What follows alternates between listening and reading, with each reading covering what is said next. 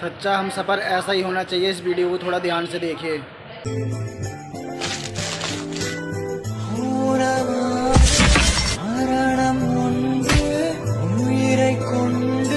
போனது